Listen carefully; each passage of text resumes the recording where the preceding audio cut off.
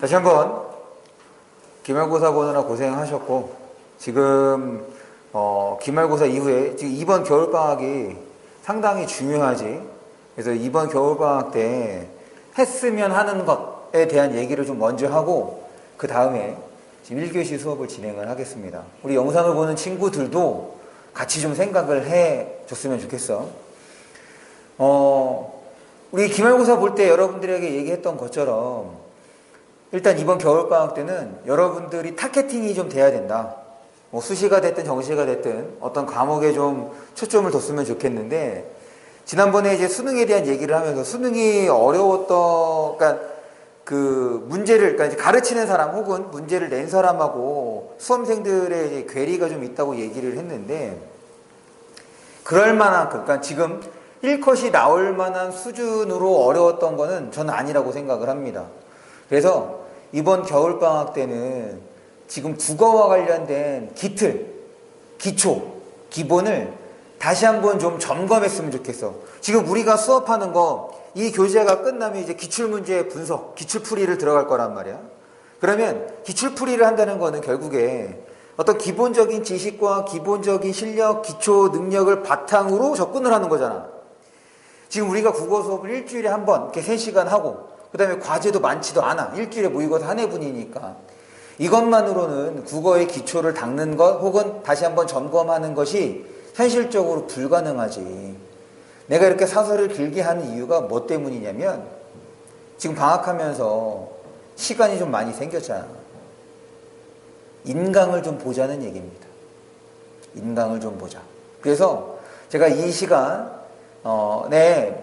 지금 각 회사별로 조금 인기가 있거나 아니면 수험생의 반응이 좋거나 아니면 제 개인적으로 괜찮은 강의를 좀 소개를 하려고 해요. 그래서 여러분들이 이번 겨울방학 때는 이것들 중에 하나를 선택해서 좀 공부를 했으면 좋겠습니다. 그리고 이거를 지금 이제 그 설명하는, 전달하는 이 내용을 오늘 수업 마치고 난 다음에 이제 수업에 대한 피드백을 보낼 때 거기에다가도 쓸 거야. 그래서 여러분들이 일주일에 어떻게 공부를 하는지도 지속적으로 좀 관심을 갖고 보려고 해요. 우선 EBS부터 좀 얘기를 해보면, 일단 EBS의 경우는 강의가 공짜죠. 강의는 공짜인데 교재는 사셔야 돼. 이거는 이제 서점 가면 살 수 있습니다. EBS에서는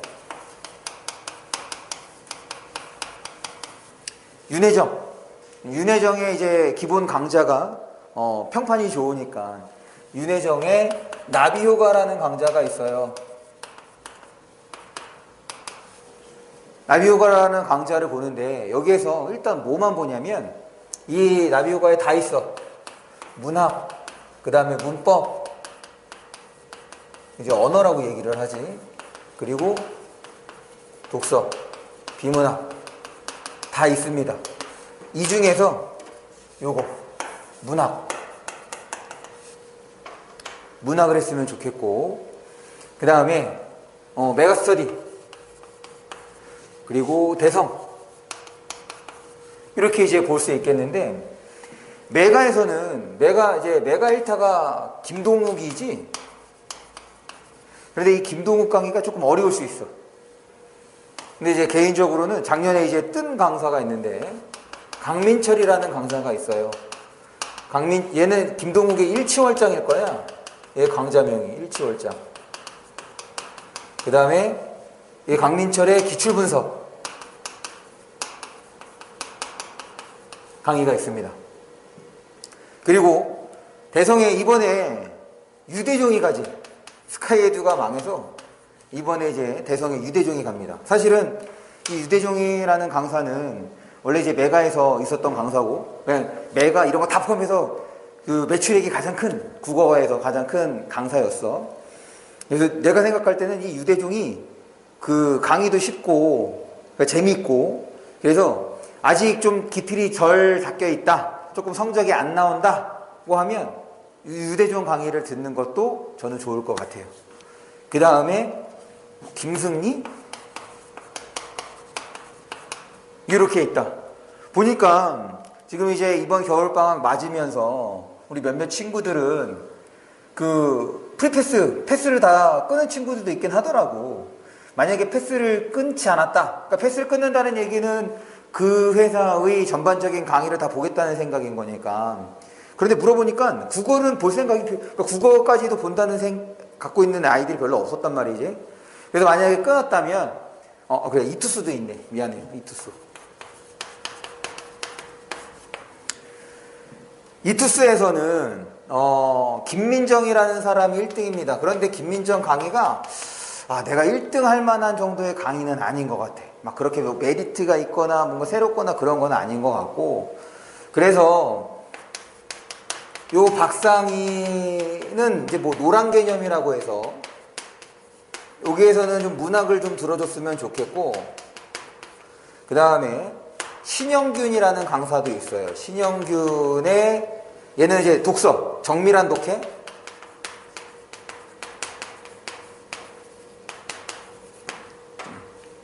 요거는 이제 독서. 이렇게 좀 봤으면 좋겠습니다. 그래서 이 중에서 여러분들이 좀 골랐으면 좋겠어. 무조건 골라야 돼. 골랐으면 좋겠어가 아니라 무조건 골라. 그래서 이번 겨울방학 때는 지금 여기에서 들은, 얘는 기본부터 할 거란 말이야. 그런데 지금 우리는 기본부터 할 수 있는 여건이 안 돼. 시간이 부족하다고 일주일에 한 번 수업하니까. 그래서 이 중에서 누군가를 선택을 해서 기초부터 다시 한번 좀 점검해서 올라와야 돼. 다시 한번 얘기하지만 우리 수업은 지금 문제풀이, 그 다음에 응용, 활용 이런 것이 더 초점이 맞춰진 거란 말이야. 그래서 한번 밑을 점검해 볼 필요가 있겠다. 이거는 이제 인강을 통해서 좀 해줬으면 좋겠는데, 지금 메가대성 이투스의 경우는 여러분들이 좀 돈을 내고 결제를 해야 되는 거죠. 근데 이제 EBS의 경우는 강의가 이제 공짜인 거니까 교재만 사면 됩니다. 다 특장점이 있어. 그리고 뭐 퀄리티로 봤을 때는 다 떨어지진 않다. 비슷비슷해. 어떻게 전달하느냐 정도의 차이가 있는 것 뿐이지. 그래서 여러분들이 맛보기 강좌를 좀 보고 오늘 내일 해서 좀 결정을 했으면 좋겠어요. 그래서 결제까지 하고 교재를 주문할 때도 좀 시간이 걸리는 거니까. 주의사항이 있어요. 절대로 지금 우리가 이제 2022년이 됐잖아. 그러면은 이제 얘네들이 강좌명이 뭐라고 나오냐면 2023 대비 이렇게 나올 거란 말이야. 올해 수능을 치르게 되면 내년에 이제 입학을 할 거 아니야. 그런데 올해 강좌는 이제 찍기 시작했어. 그러니까 그 올라오는 데까지 시간이 많이 걸려요. 아마 3월이나 4월이 돼야 완강이 될 거야. 기본 강좌도. 그러니 다 작년 강좌를 봅니다. 작년 강좌. 상관없어. 국어는 달라지는 거 없다. 이번 국어가 어려우니까 달라지고, 아니야. 전혀 상관이 없는 거야. 그러니까 작년 강좌가 되면 이건 다 완강이 된 거야.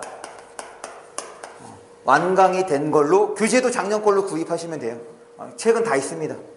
그러니까 그런 거 걱정하지 마시고 작년 걸로 이 중에서 좀 여러분들이 좀 보고 결정을 해달라. 다 나름대로 퀄리티가 있고, 그 다음에 이제 전달하는 측면에서 좀 차이가 있는 것 뿐이니까 여러분들에게 맞는 강사를 찾아주시면 되겠다. 그래서 여러분들이 잘 들을 수 있도록 저도 지속적으로 좀 관심을 가질 테니까 이런 내용을 지금 그 수업 피드백에 보낼 테니 꼭 이제 우리는 일요일에, 지금 이 내용은 월요일에도 어제 토요일에도 이제 전달한 거니까 토요일 친구들에게는 월요일까지 결정해서 알려달라고 얘기를 했고, 우리 일요일 친구들은 화요일까지 결정해서 알려주시면 되겠습니다. 혹시 궁금한 거? 그 다음에 이제 엄매랑 화작 이제 고민하는 친구들이 있을 거 아니야? 요거에 대한 얘기를 좀 해볼게.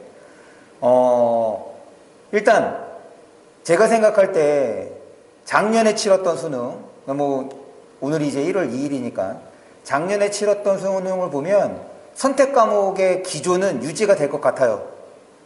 작년처럼 화작이 됐든 엄매가 됐든 어려울 수 있을 거라 생각을 합니다.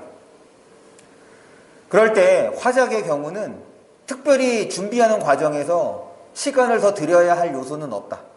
우리가 그동안 해왔던 대로 하면 돼. 그런 측면에서는 메리트가 있어.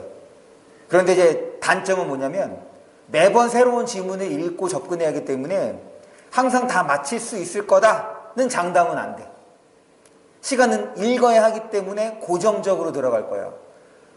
작년 수능으로 기준 본다면 수능 기준으로 본다면 한 14분 정도, 15분 정도는 딱 충분히 쓰셔야, 제대로 쓰셔야 여러분들이 문제 답을 낼 때 어려움 없이 답을 낼 수 있을 거예요. 시간을 줄인다는 생각보다는 정확하게 푼다는 생각으로 화작을 준비하는 것이 좋겠고, 단점은 이제 무조건 읽어야 돼. 그래서 일정 시간이 꼭 필요하다는 거. 반면에 언매는 일단 진입장벽이 높습니다. 작년에 추이를 보니까 6평, 9평 수능으로 봤을 때 지속적으로 언매를 선택하는 친구들이 줄었어. 그러니까 진입장벽이 있다는 거야. 공부하다 보니까 어려워서 9월에 바꾸고 수능 때 바꾸고 이런 거란 말이지. 그 진입장벽만 잘 넘어서면 오히려 화작보다 더 큰 이익을 줄 수 있다. 작년에 수능을 제외하고 전체적으로 등급 컷을 비교해보면 화작보다 5점 정도가 낮습니다. 1등급 컷이. 각 등급 컷이. 그렇다는 건 조금 덜 맞춰도 된다는 얘기인 거지. 결국에 화작을 완벽하게 다 맞히지 못한다면 한두 개 틀리는 거는 언매에서 틀려도 된다는 얘기인 거야. 그런 측면이 있고, 두 번째의 이익은 시간입니다. 문법을 제대로 공부해두면 문법 문제를 풀 때 시간을 좀 줄일 수가 있어요. 그래서 내가 이제 문법 문제를 푸는 것과, 그러니까 언매 문제를 푸는 것과 화작 문제를 풀 때의 차이가 대략 2분에서 3분 정도가 차이가 나더라고. 근데 아마 앞으로는 이 차이를 아마 줄이려고 평가원에서 좀 고민을 할 테고, 어쨌든 2분에서 3분 정도의 시간적 유리 이익까지도 있기 때문에 언매가 조금 좋지 않을까. 근데 아까 얘기했던 것처럼 최소한 이번, 만약에 이제 언매를 선택하는 친구는 이번 겨울방학 때 바짝 공부를 해두고 3월부터는 문제풀이 중심으로 들어가야 돼. 문제풀이 중심으로 들어가야 6월하고 9월에서 좀 성과를 볼 수가 있습니다. 그러니까 화작하고 다르게 지속적인 공부가 좀 필요하지. 그게 화작을 선택하는 친구에 비해서 1.5배. 예를 들어서 뭐 국어를 1시간 공부한다고 하면 언매를 선택하면 1시간 반은 해야 지금 문법 때문에 그 실력, 그 성적 향상을 도모할 수가 있겠다. 그래서 시간이 조금 필요하고 노력이 더 필요한다는 점에서 이제 어려울 수가 있는 거죠. 그래서 이제 많은 학생들이 화작을 선택하는 거예요. 그래서 화작 선택, 언매 선택, 요거까지도 이번 주 안에 좀 끝내주셔야 여러분들이 좀 원활히 공부할 수 있을 거라고 생각해. 그 다음에 아마 주변에서 보면 지금 이제 윈터스쿨이라고 해서 재종반에 많이 가는, 그러니까 재종반에 가는 친구들이 있을 거야.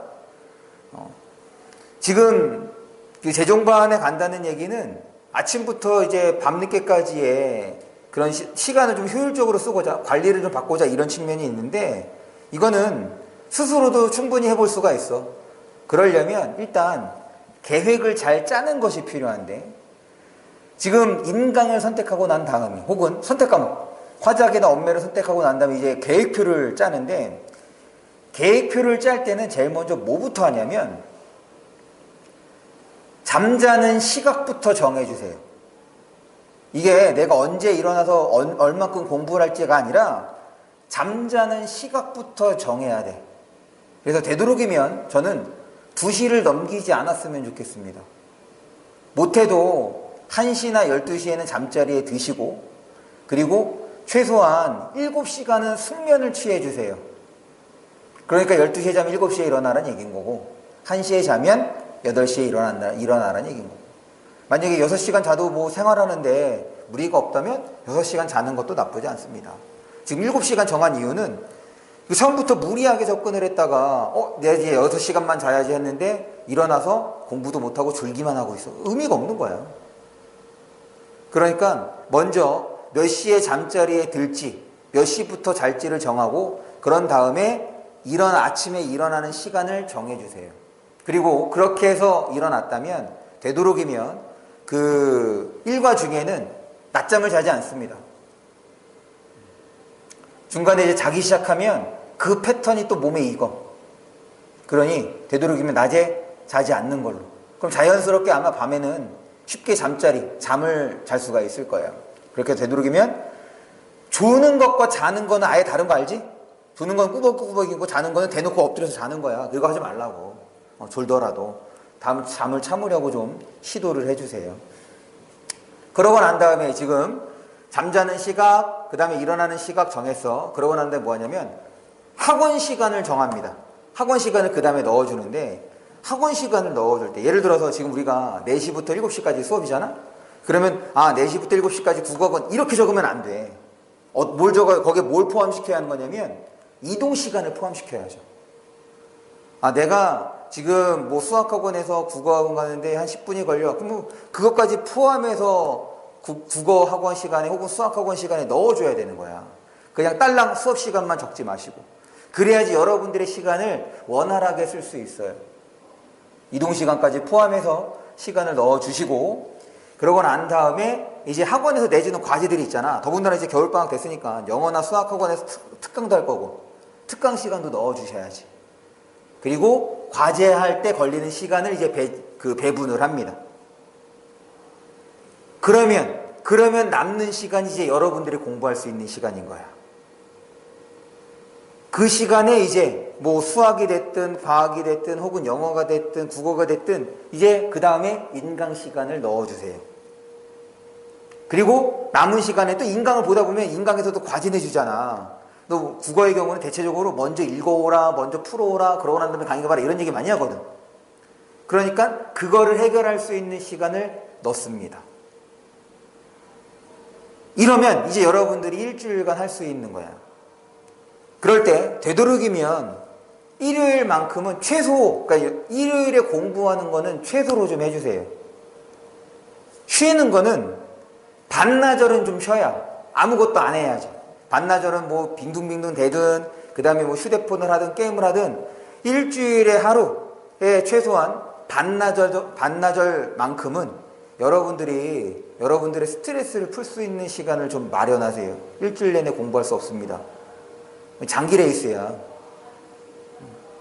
지금 2개월 뭐 방학 때까지만 바짝 하겠다 안 돼. 그럼 몸 망가져. 학교 생활은 또 틀어지고. 그러니까 여러분들이 끝까지 유지할 수 있는 선에서 계획을 짜줬으면 좋겠습니다. 그래서 지금 이제 한 번 들었으니까, 내가 지금 설명을 했으니까 이거 한 번 들었다고 해서 계획을 잘 짤 수 있는 거 아니잖아. 그러면 어차피 이거는 이제 영상을 찍었으니까 계획표를 짤 때 이 부분, 내가 지금 어떻게 계획표를 짜라고 하는지 얘기하는 것만 다시 한번 들으면서 계획을 짜주길 바래요. 그리고 이 계획은 여러분들이 1주마다 갱신해야 돼. 무슨 말이냐면 이거는 어디까지나 내가 머릿속으로 시뮬레이션 돌린 거잖아.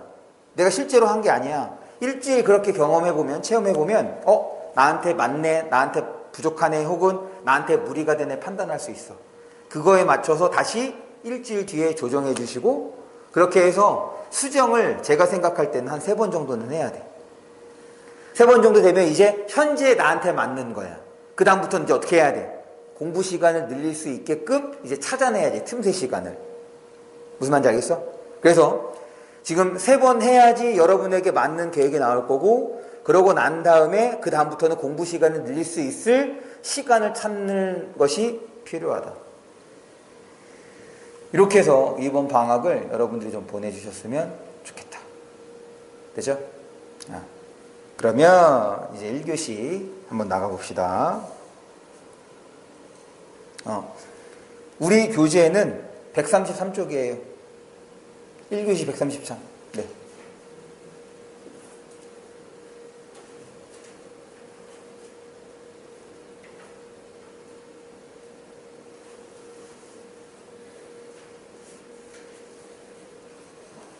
지호는 뭐 선택할 거야?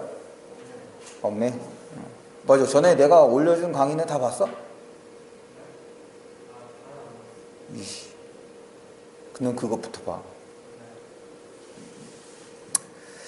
제가 지난번에 그 교재도 인쇄해서 줬죠? 내가 교재도 인쇄해서 줬잖아. 그래서 문법 교재. 그걸 보시면 돼요. 봅니다. 133조. 그래서 문장부터 가볍게 좀 보는 걸로 할게요.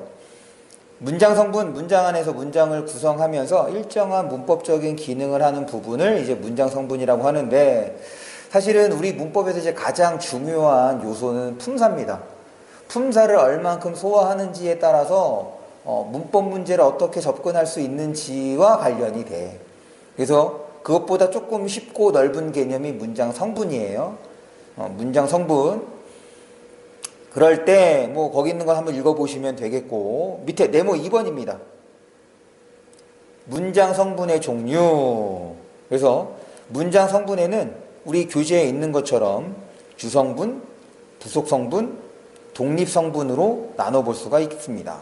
먼저 주성분부터 살펴보면 문장을 이루는데 골격이 되는 부분으로 거기에다가 밑줄 쳐주세요. 필수성분. 요거 좀 주의해야 돼. 요거는 이제 설명됐으니까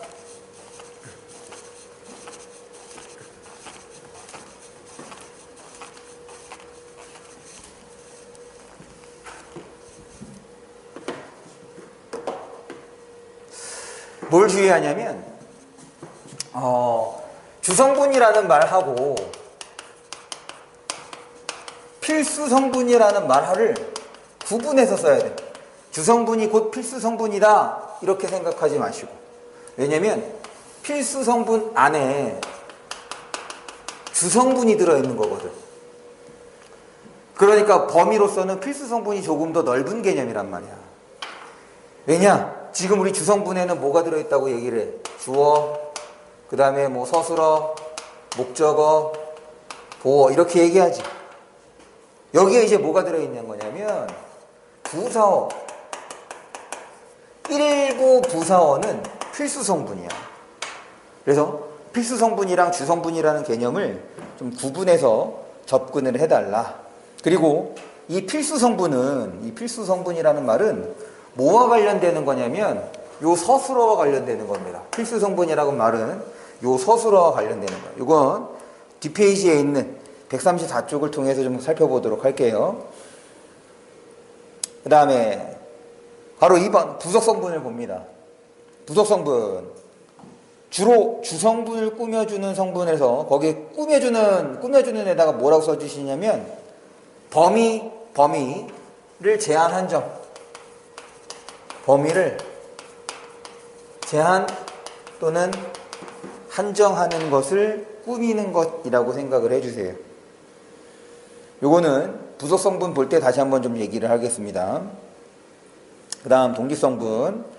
문장에서 다른 성분들과 문법적 관계를 맺지 않는 성분으로 이제 독립어가 있다. 넘어갑니다.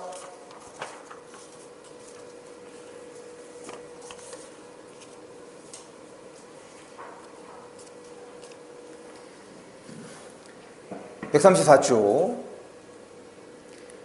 이제 문장 성분별의 특성을 이제 본격적으로 좀 살펴본다면, 먼저 이제 주성분에 대해서 살펴볼 텐데, 이 주성분에서 이제 가장 중요한 건 서술어예요. 서술어에다가 좀 동그라미 쳐주세요. 그리고 요 필수성분이라는 말도 이제 서술어 관련된다고 했으니까 서술어부터 좀 살펴보는데, 어디를 보냐면 서술어에서 세 번째 점입니다. 세 번째 점에 서술어의 자릿수가 나오죠. 거기다가 별표. 거기 서술어 자릿수 읽어볼게.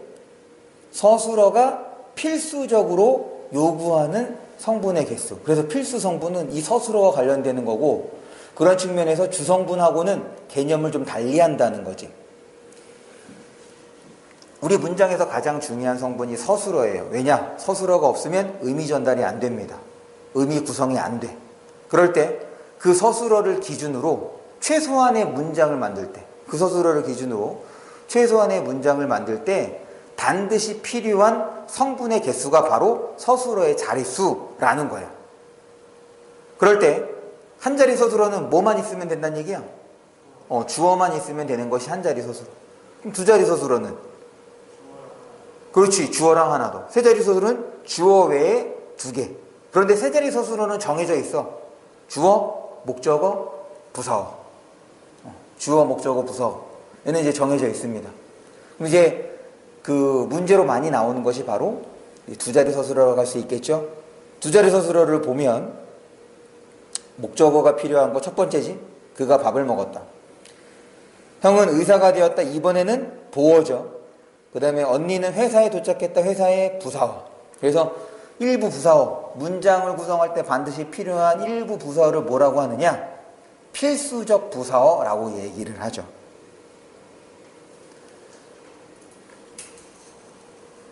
그래서 우리 문장 성분 중에서 가장 중요한 거 서술어 살펴봤고, 그 다음에 서술어의 밑에 서술어의 구성을 보시면 거기에서는 요거를 볼게. 본용언과 보조용언. 서술어의 구성에서 본용언과 보조용언을 보면 거기 예문 두 개를 봅니다. 옷을 사입다, 밥을 먹어버리다.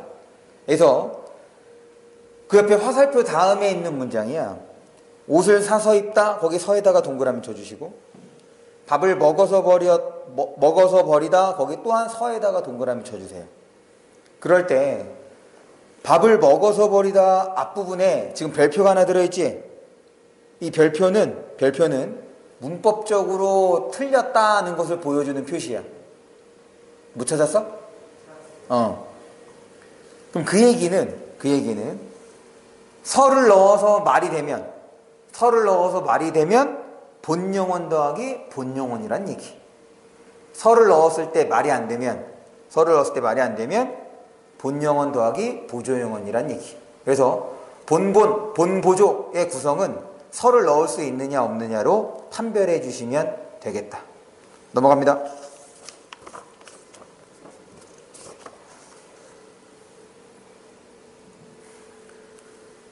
135쪽 목적어와 보어야.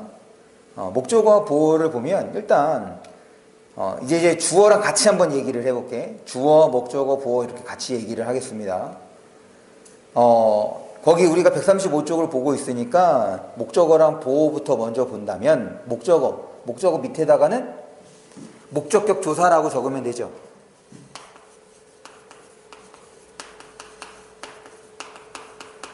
목적격 조사 을를.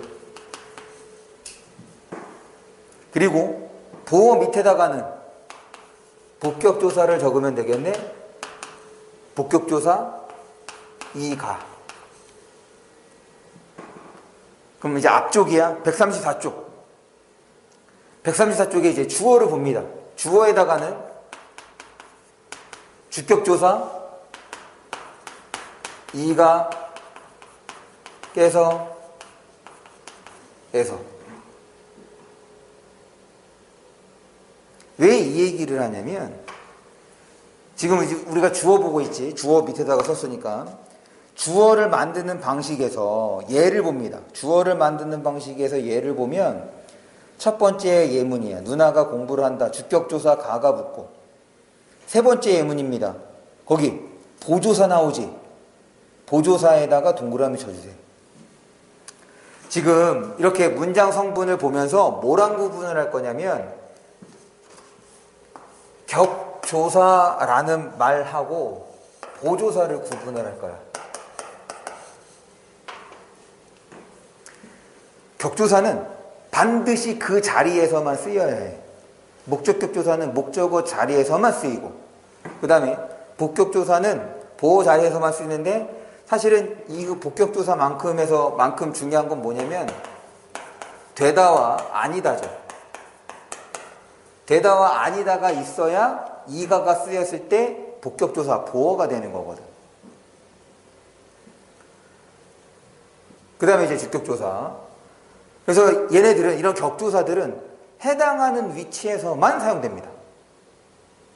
그런데 보조사는 그거를 안 가려. 왜냐하면 지금 주어 만드는 거에서 못 쓰였어. 보조사.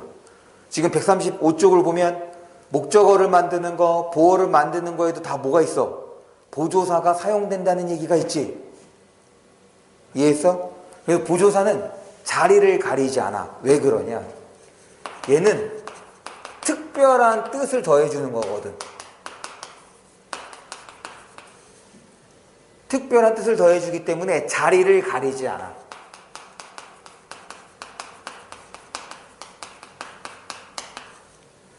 왜 얘를 강조하냐면 보조사가 쓰였다는 거는 문장 성분을 판단해야 돼. 이번에 작년 수능에서 사실은 이제 실제적으로 그 문법 문제가, 엄매에서 문법 문제가 6개야. 문법 문제 5개랑 매체 문제 속에 뭐가 들어있냐면 문법 문제 하나가 더 들어있거든.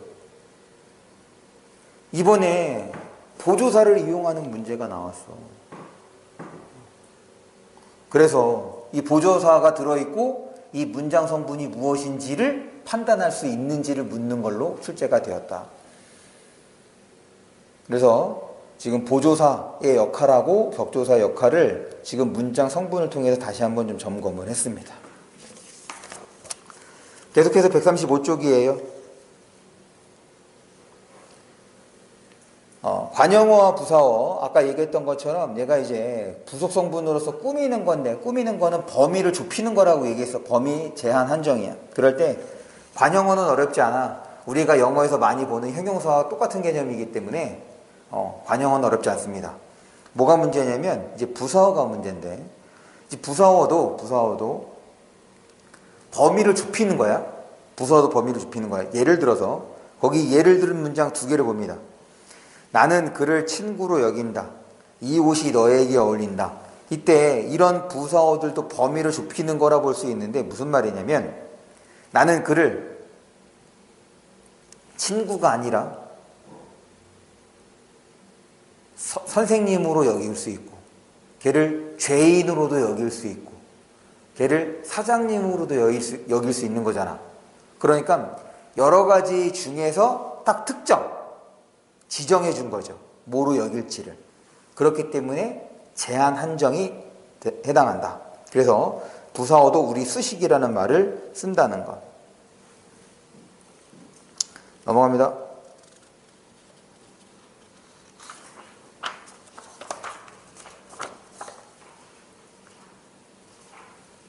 그 다음에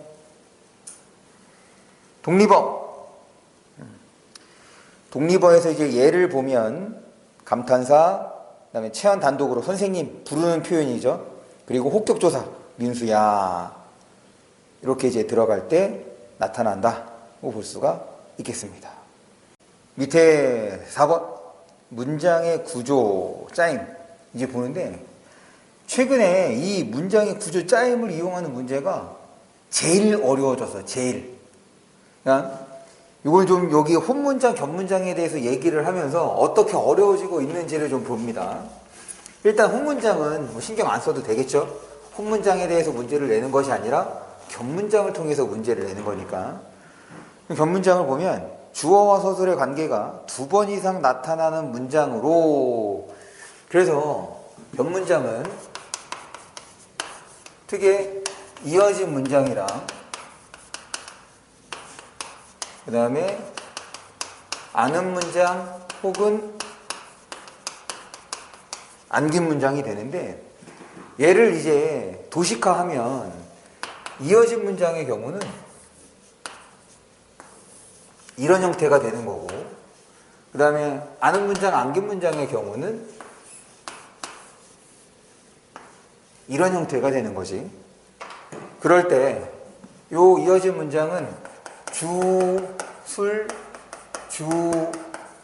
이렇게 되는 거고, 아는 문장, 안긴 문장의 경우는 큰 주어, 큰 서술어, 작은 주어, 작은 서술어 이제 이렇게 되는 거란 말이에요.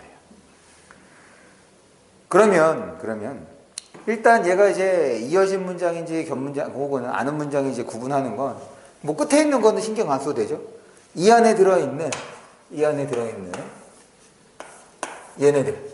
그래서 기본형으로 문장 안에서 기본형으로 바꿀 수 있는 게 들어있으면 이제 격문장이 되는 거예요. 그러고 난 다음에 이제 뭐도 해야 되는 거냐면 기본형으로 바꿀 수 있는지 확인하고, 두 번째는 이 기본형하고 이렇게 기본형으로 바꾼 얘네들과 호응하는 주어, 목적어, 그 다음에 부사어, 이런 것들을 판단해야 돼. 이게 격문장의 문제를 푸는 순서입니다. 그런데 왜 얘가 어렵냐면 지금 이 안에 또 무언가를 넣어. 그리고 얘랑 독립적으로 또 다른 무언가를 여기다가 만들어 넣어. 그래서 안에 들어있고 예전에는 딱 한 2번밖에 나타나지 않았다고, 이렇게 주술관계가. 그래서 어렵지 않았는데 최근에는 지금 이 격문장을 몇 겹으로 쌓아서 문제를 내고 있어서 가장 어려워진, 문법 문제 중에서 가장 어려워진 형태라고 생각을 해주시면 되겠다.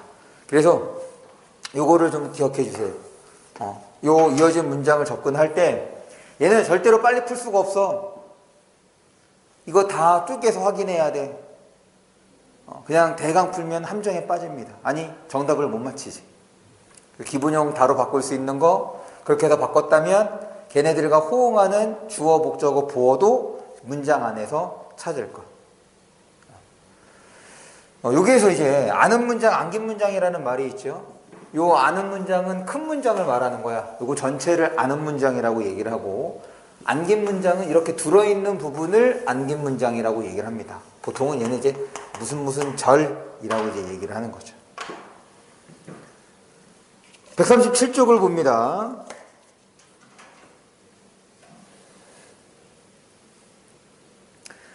(137쪽에서) 먼저 이어진 문장을 보면 이어진 문장에는 대등하게 이어진 문장과 종속적으로 이어진 문장으로 나눠볼 수 있는데 얘는 이제 의미관계야.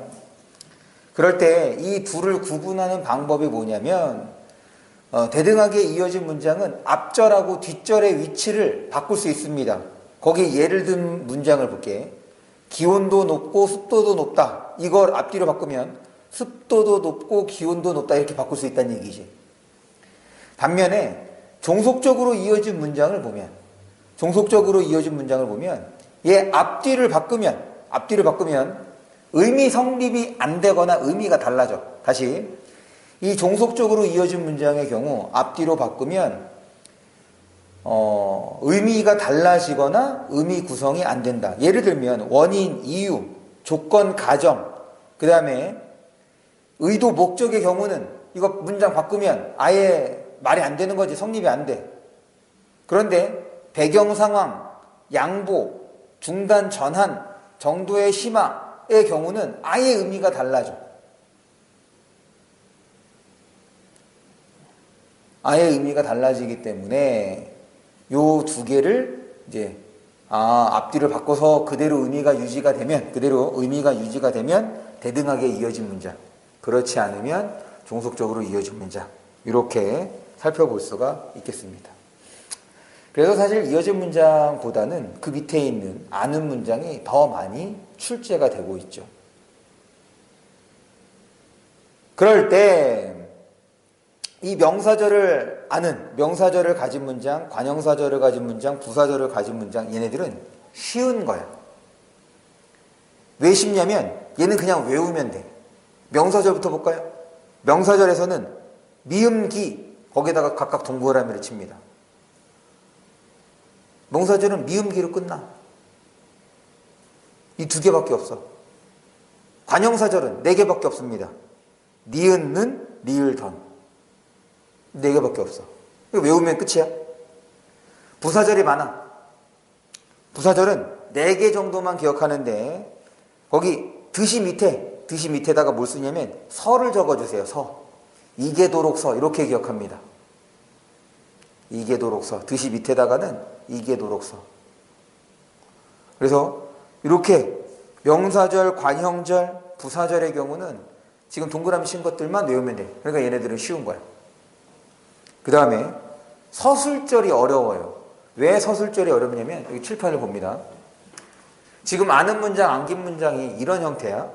그런데 서술절은 어떤 느낌이냐면 이런 형태야.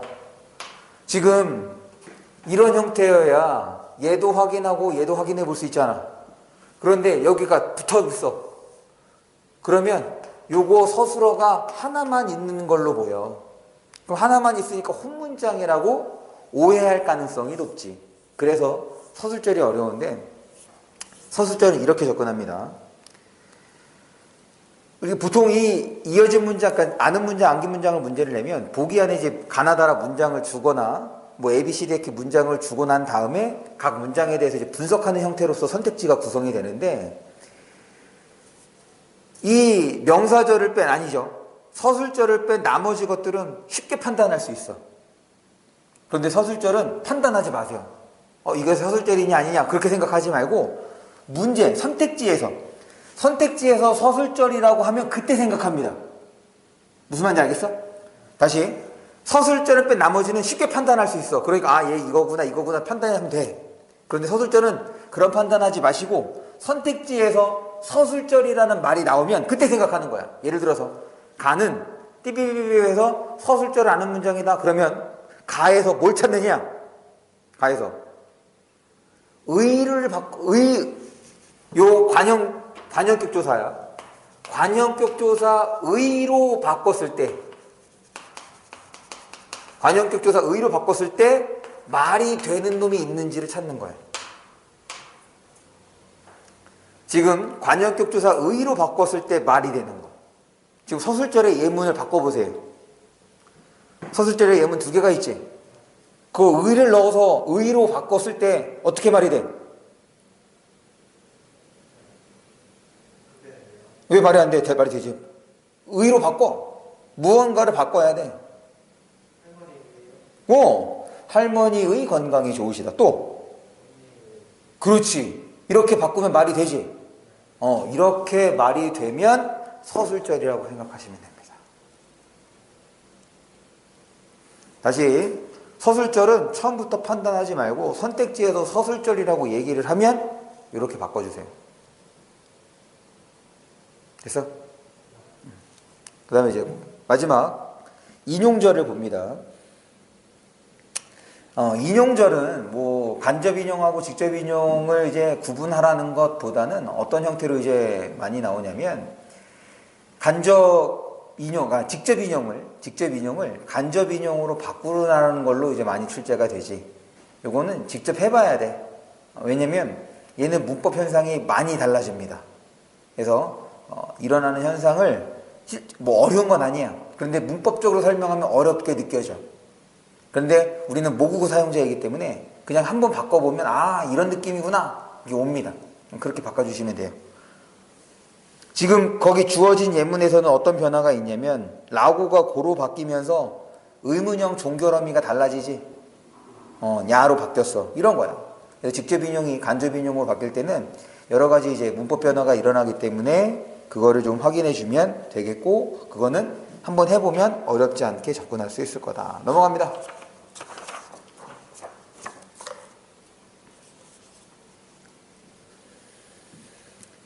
138쪽이에요. 138쪽의 문장의 표현, 이제 문장을 봅니다. 지금 이제 결국에 종결 표현, 종결 어미에 따라서 그렇게 5가지의 문장 유형, 문장의 종류로 나눠볼 수가 있겠다. 평서문, 의문문, 명령문, 청유문, 감탄문.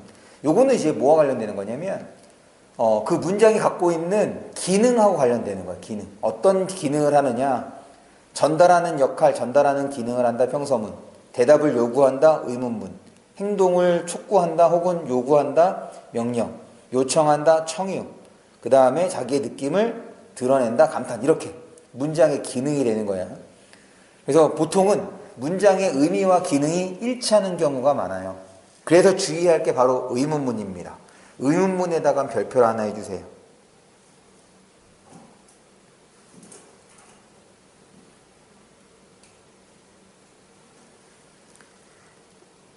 의문문은 그렇게 이제 3가지로 나눠볼 수 있는데 판정 의문문, 설명 의문문, 수사 의문문으로 나눠볼 수 있는데 요 판정 의문문하고 설명 의문문의 경우는 이거는 중세 국어와도 이제 연결돼서 관련돼서 이제 나오는 경우가 많아. 그래서 얘는 외워두는 것이 좋습니다.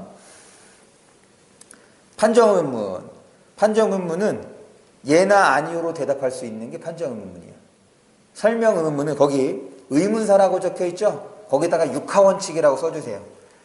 육하원칙을 드러내는 표현이 들어있으면 육하원칙을 드러내는 표현이 있으면 이제 설명 의문문이 되지. 언제, 어디서, 무엇을, 어떻게, 왜.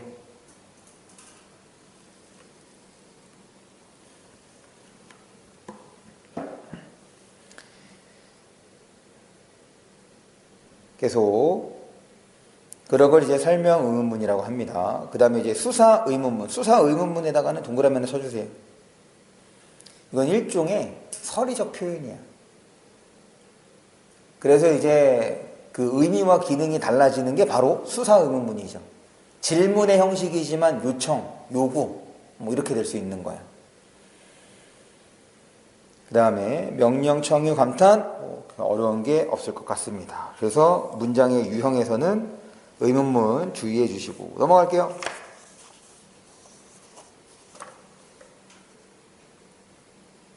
그 다음 139쪽에 높임 표현을 봅니다. 139쪽에 이제 높임 표현을 보면 일단 거기 높임 표현 위에 여백이 좀 있죠? 거기에다가 이제 몇 가지를 좀 적을 거야. 높임 표현이야. 문법 문제가 높임 표현이 나오면 제일 먼저 무엇을 하느냐? 높임 표현 접근법 동그라미 1. 높임 대상을 찾는다. 문장에서 높임 대상을 찾습니다. 동그라미 2. 그 높임 대상의 역할을 파악합니다. 그 높임 대상의 역할을 파악해. 가로치고 뭐라고 적냐? 주어, 목적어, 부사어, 그리고 청자.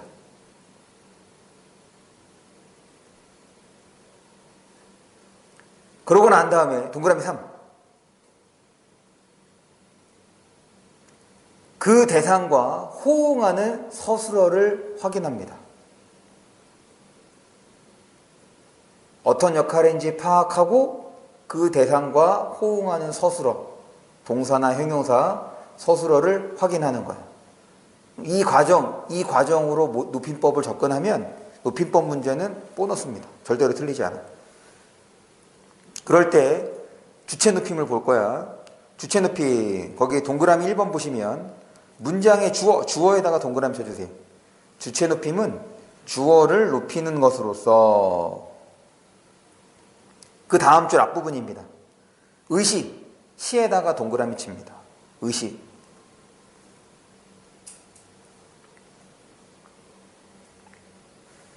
주로 요 시에 의해서 실현이 된다. 그 다음에 이제 동그라미 2번을 봅니다. 동그라미 2번은 이 높임의 방식에는 직접 높이는 방식과 간접 높이는 방식이 있는데 이 직접과 간접의 차이는 뭐냐면 봐봐. 거기 문장 4개가 있는데 이 4개에서 일단 우리 높임법 접근은 먼저 뭐부터 하기로 했어? 높임 대상을 찾는 거. 그럼 거기에서 높임의 대상은 다 선생님이죠? 높임의 대상은 무조건 사람이야. 높임의 대상은 무조건 사람입니다. 그래서 선생님. 그 다음에 뭐 하라 그랬어?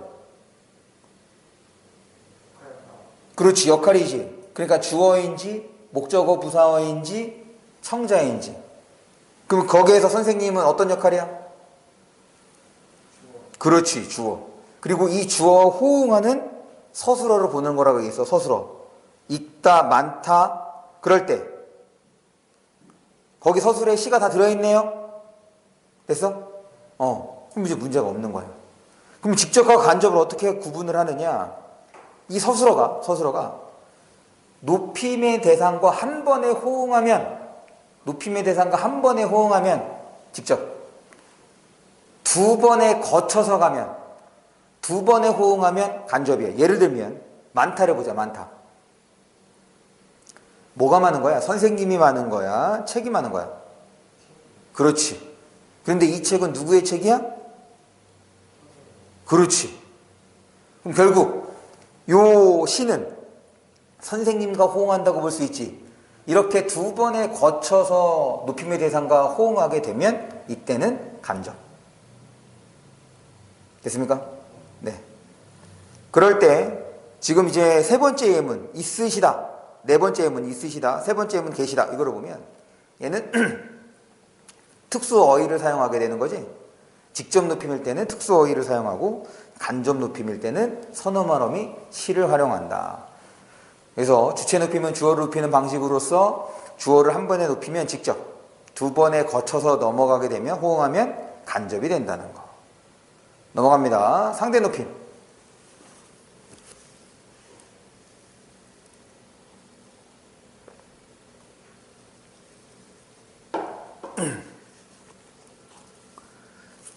하루 종일 히터를 틀고 있으니까 공기가 너무 건조해져서 계속 얘기하면 목이 막 말라.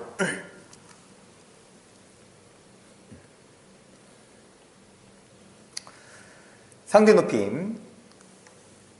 거기 상대 높임에서는 청자에다가 동그라미 쳐주세요.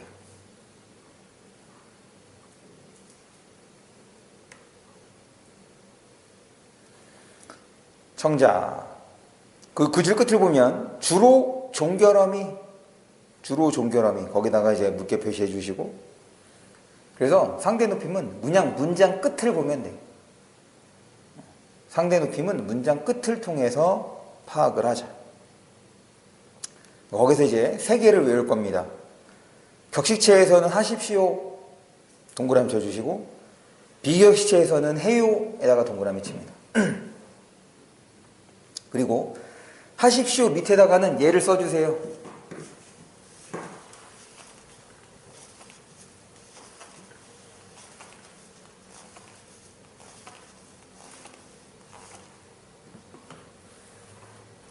하십시오 밑에다가는 씁니다, 비읍니다를 씁니다. 씁니다, 비읍니다. 얘도 높임 표현이에요.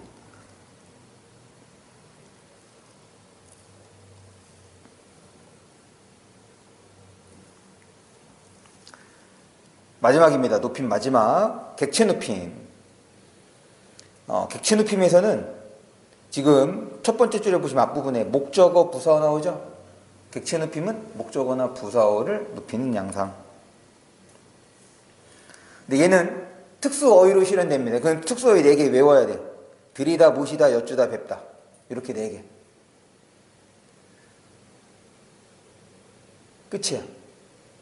그래서 이 객체 높임의 경우는 아마 그 중세 국어와 더 밀접한 관련을 맺어.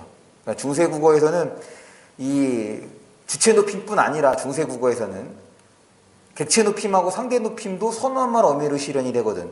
그런데 현대 국어에서는 주체 높임만 선어말 어미로 실현이 돼. 그래서 일부 이 객체 높임, 중세 국어에서의 객체 높임은 현대어 풀이에 반영되지 않습니다. 그런 게 이제 주의가 필요한 거지. 이건 이따가 좀 얘기를 할게요. 넘어갑니다.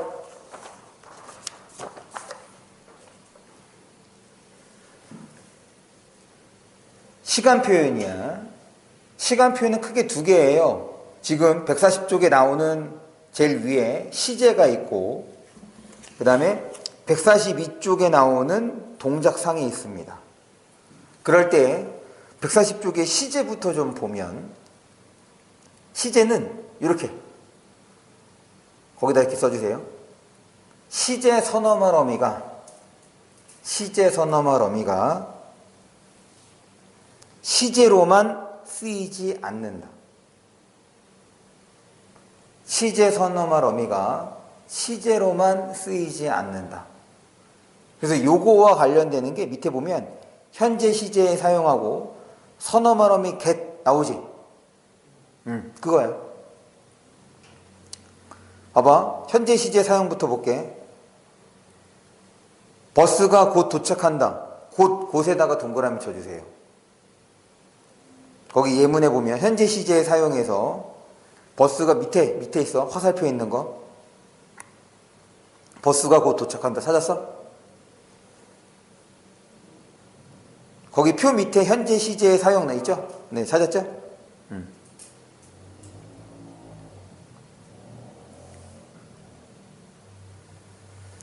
거기 곧에다가 동그라미 치면 이거는 미래지. 지금 오고 있는 게 아니잖아. 그래서 얘는 미래야. 그 다음에 두 번째 예문.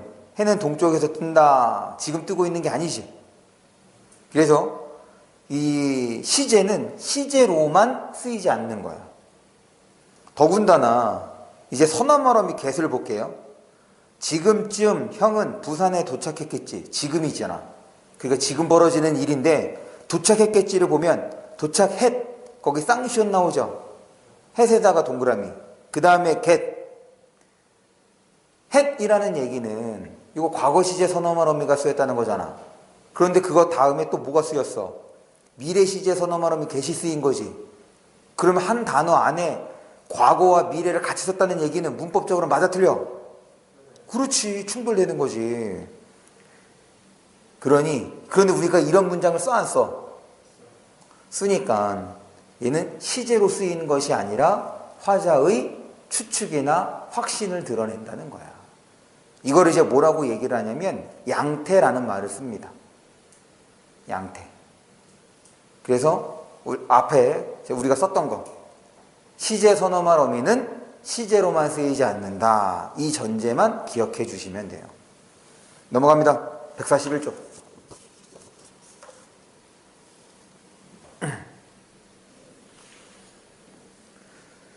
141쪽.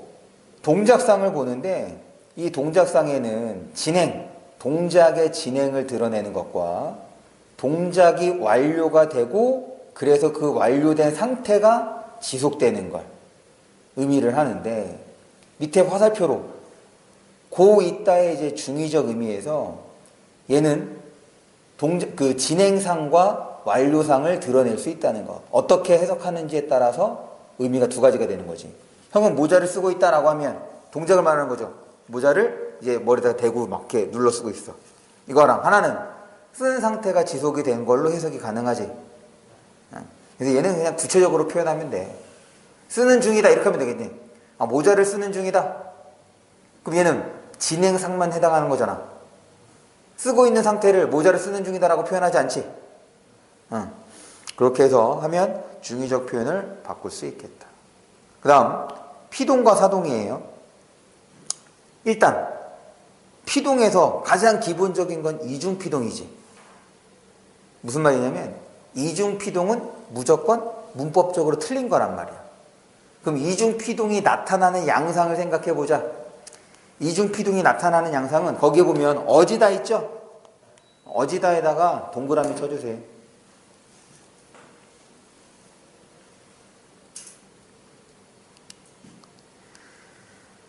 어지다가 이중피동일 때 어지다가 꼭 들어갑니다. 그래서 이중피동인지 아닌지 판단할 때는 어지다를 빼보는 거예요. 어지다를 뺐을 때 말이 되면 이중피동, 틀린 문장이 되는 거고, 뺐을 때 말이 안 돼야 옳은 표현이 되겠다. 그 다음에 사동 표현의 경우는 넘겨볼게요. 142쪽을 봅니다. 142쪽에 지금 두 번째 화살표, 그 밖에 피동, 사동. 찾았어? 거기에서 이제 사동 표현이야. 거기서 사동 표현을 보면 두 번째 예문입니다. 두 번째 예문. 거기 시키다 나오죠? 네, 시키다에다가 동그라미 쳐주세요. 시키다를 남용하는 경우가 있어. 무슨 말이냐면, 시키다를 쓰지 않아도 될 자리에 쓰는 경우. 그것도 이제 사동에서, 불필요한 사동에서 틀린 사동이 되는데, 예를 들면, 가장 우리가 이제 일상에서 많이 쓰는 것이 바로 뭐가 있냐면, 소개시키다야. 야, 친구 좀 소개시켜줘. 그럴 때. 소개시키다.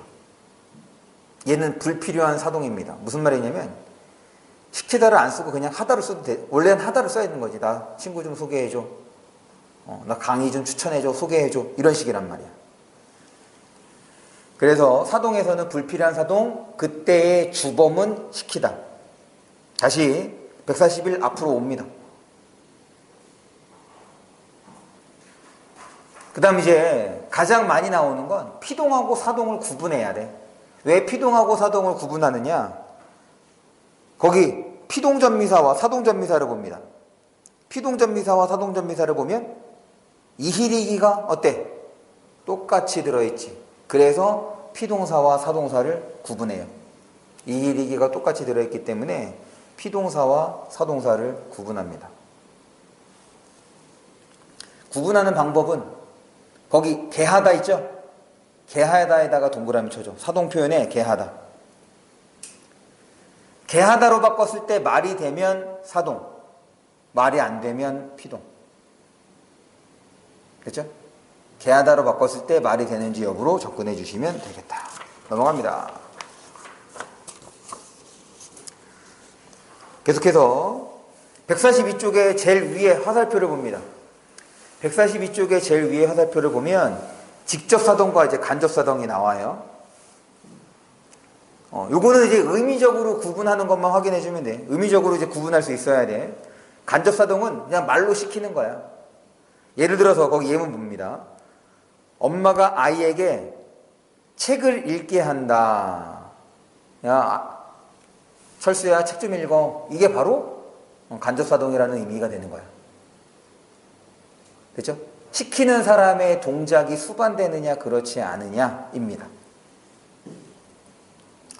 그 다음, 부정 표현은 어렵지 않으니까 그냥 넘어갈게요. 그리고 인용 표현, 아까 얘기했던 것처럼 직접 인용을 간접 인용으로 바꾸는 게 끝입니다. 이따 나중에 해보면 될 것 같고, 넘어가서 145쪽에 담화를 보는데, 145쪽에 담화를 보는데, 요 담화에 나오는, 거기 네모 2번 있죠? 담화의 구성요소 중 맥락, 거기다 별표해 주시고, 얘는 주로 화작이나 매체에서 나오는 내용이에요. 거기 담화의 구성요소 중 맥락, 얘는 화작이나 매체에서 보는 내용인 거고, 문법에서는 안 냅니다. 넘어갈게요. 다만 146쪽에 지시표현, 대용표현, 접속표현, 특히 지시표현하고 대용표현은 구분해야 돼. 지시표현하고 대용표현의 공통점은 이그저가 들어간다는 거야. 지시표현과 대용표현의 공통점은 이그저가 들어가. 그런데 어떤 차이가 있냐면 이 지시표현은 거리감을 반영합니다. 지시표현은 거리감이 반영이 돼. 무슨 말이냐면 얘는 이제 대화로 얘기하는 거죠. 잘 됐다. 지호야, 그것 좀 줘. 너가 집은 그거. 무슨 말이냐면 그거라고 하면 청자에게 가깝고 화자에게 먼 게 그거죠. 이거라고 얘기를 하면 청자에게는 멀고 화자에게는 가까운 게 이거야. 청자와 화자가 둘 다 멀면 저기라고 얘기를 하는 거지. 그래서 지시 표현은 거리감이 반영이 돼. 그런데 대용 표현은 그렇지가 않다. 그리고 지시 표현, 대용 표현 이런 것들을 묶어요. 접속 표현까지 묶어서 뭐라고 얘기를 하냐면 담화 표지라는 말을 씁니다. 담화 표지.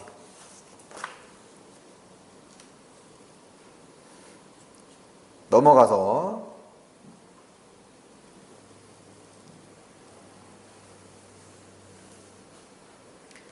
국어사를 봅니다. 국어사에서 그러니까 이제 그 모의고사 수능에 나오는 것만 좀 볼 거야. 여기 국어에 거기 고대 국어는 안 나오죠. 중세 국어가 나오니까 중세 국어를 볼게요. 148쪽입니다. 우리가 1학년 때 했던 내용이야. 1학년 때 했던 내용이 끝이다. 1학년 때 했던 내용이 끝이다. 그래서 제가 외우라는 것만 좀 언급하고 넘어갈게요. 중세국어에서 일단 표기, 종성표기, 이어적기 이거 외우세요. 종성표기 그렇게 8가지로만 적는 것을 이제 우리가 뭐라고 얘기를 하지? 8가지 받침을 8가지로만 적는 걸 뭐라고 얘기를 해? 팔종성법이라고 얘기를 하죠. 팔종성 가족용이라고 얘기를 하는데 플레인까지 모르더라도 팔종성법. 그 다음에 이어적기는 알죠? 소리대로 적는 거. 그럴 때 이 종성표기와 이어적기를 묶어주세요. 이 종성표기와 그러니까 팔종성법하고 이어적기가 바로 뭘 보여주는 거냐면 중세국어의 기본적인 표기 원리를 보여주는 거거든. 중세국어의 기본적인 표기 원리는 바로 표음적 표기야. 소리대로 적는 것. 그것이 나타나는 양상이 바로 팔종성법과 그 다음에 이어적기가 됩니다. 됐죠? 넘어갑니다. 밑에 이제 화살표 보면 성조 나오지. 사실 이 성조와 관련되는 건 내신에서만 나오는데 한 2년 전인가 3년 전에 그 6평인지 9평인지에서 요 성조를 이용하는 모의고사 문제가 나왔어. 그랬더니 그 정답률이 훅 떨어졌거든. 이거 성조 외우세요. 성조 외워야 합니다. 모의고사에 그 평가원 문제에 나왔기 때문에 성조가 뭐냐면 높낮이죠. 소리의 높낮이를 드러내는 것으로서 의문으로서의 기능을 한다까지 기억을 해주세요. 현대국어와 비교해보면 현대국어에서는 소리의 길이가 되는 거고 중세국어에서는 성조가 바로 의문으로서의 역할을 했다. 149쪽. 149쪽에서는 거기 의문 밑에 어두장군 나오죠. 어두장군에다가 별표를 해주시고 어두장군에서 주의할 게 뭐냐면 마지막 줄입니다. 시옷기역. 시옷기역은 어두장군이 아니라 된소리 표기라고 하는 것. 거기다 밑줄 쳐주세요. 이게 이제 달라진 거야. 거기 어두장군 화살표 찾았어? 거기에서 세 번째 줄 끝에 시옷기역은 쌍기역과 같은 발음의 표기, 즉 어두장군이 아니라 된소리 표기라는 것. 시옷으로 시작하는 것은 된소리 표기라는 것. 그 다음에 문법입니다. 문법에서 보면 주격조사에다가는 별표 3개 해주세요. 이건 기본이야. 무조건 외워야 돼. 주격조사. 주격조사 이 2가 그런 3가지의 형태로 실현이 된다는 것. 그 다음에 관형격조사에서는 시옷 있죠. 시옷. 거기에다가 별표 하나 해줍니다. 현대국어에서는 쓰이지 않는 시옷이 관형격조사로서 역할을 했다. 그리고 의문문 표현에다가는 별표 하나 해주세요. 아까 얘기했던 것처럼 설명 의문문일 때는 거기 료가 되어 있지? 찾았어? 거기 밑에다가 이렇게 써주세요. 5계열. 설명 의문문일 때는 5계열이야. 5계열.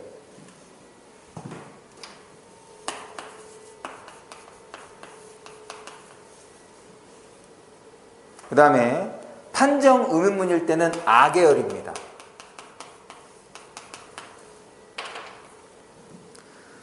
판정 의문문일 때는 아계열. 그래서 5계열과 아계열 기억해 주시고 150쪽 볼게요. 150쪽의 제일 위를 보시면 2인칭 주어의 의문문에서 니은다 나오지? 이것도 외워야지. 그런데 사실 얘는 이제 문법에서 보는 것보다는 그 고전시가 해석할 때 훨씬 더 많이 보죠? 얘는 외워야 돼. 니은다, 지금 그 중세국어에서는 의문문의 형식이라는 거. 그 다음 다시 149쪽 앞으로 옵니다.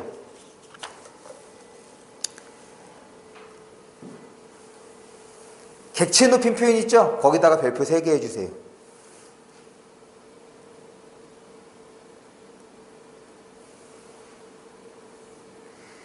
왜냐면 중세국어에는 객체 높임 선어말 어미가 있었어. 그러니까 객체 높임 선어말 어미가 있었다는 얘기는 이 선어말 어미가 두루 잘 쓰였다는 얘기거든. 그런데 현대국어에는 없어. 현대국어에서의 객체 높임은 단어 4개를 통해서 실현이 된단 말이지. 그러니까 중세 표기를 현대어 풀이를 했는데 현대어 풀이에 반영되지 않을 수 있는 게 바로 이 객체 높임이야. 예를 들어서 봤다야. 그래서 중세국어의 예를 객체 높임을 써서 받잡다라고 썼어. 그런데 현대국어에서는 받다에 해당하는 객체 높임 단어가 있어 없어? 없어. 그러면 얘를 현대어 풀이할 때 어떻게 하겠어? 그냥 받다가 되는 거야. 그리고 현대 풀이에는 문법 현상이 일어났어 안 일어났어? 그래. 그래서 객체 높임은 외워야 돼.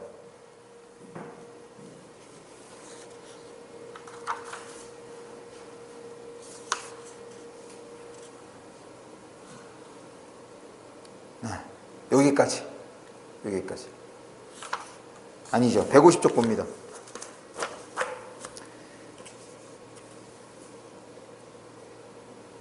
150쪽 이제 근대국어에서는 어떤 거를 보냐면 거기 거듭적게 있죠?